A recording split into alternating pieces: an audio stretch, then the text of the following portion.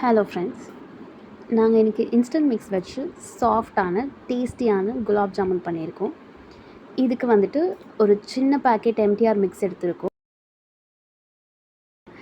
அந்த மாவை ஒரு பவுலில் ஆட் பண்ணிவிட்டு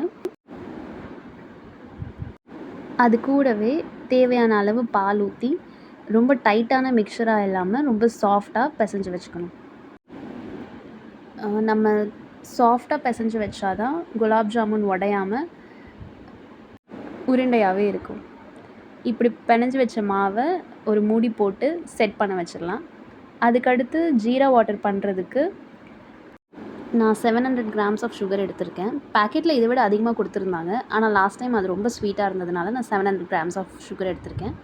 அது கூடவே same amount of water add பண்ணி ஃப்ளேவருக்கு கொஞ்சம் ஏலக்காய் தூள் ஆட் பண்ணால் ஜீரா வாட்டர் ரெடி.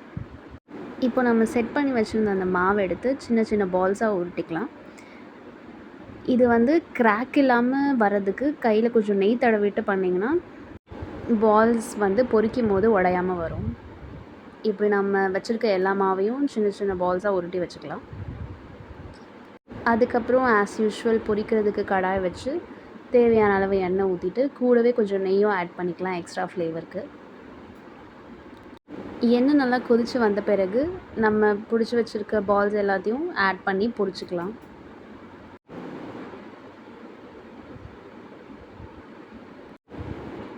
அடுப்பை நல்லா சிம்லேயே வச்சு மெதுவாக இதை பொரிச்சு எடுக்கணும், இல்லைனா உள்ளே வேகாமல் போயிடும்.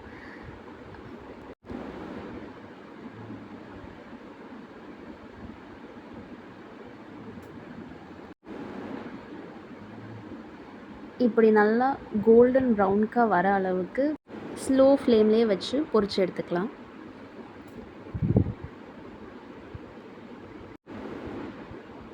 இப்போ நல்லா கோல்டன் ப்ரௌனுக்கு வந்துருச்சு.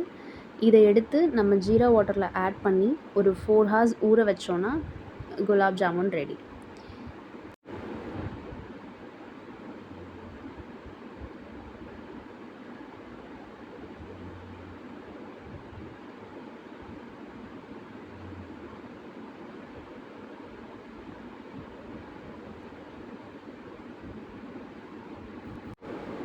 சிம்பிள் ப்ராசஸில் நல்லா உடையாத சாஃப்டான டேஸ்டியான குலாப் ஜாமுன் செஞ்சாச்சு.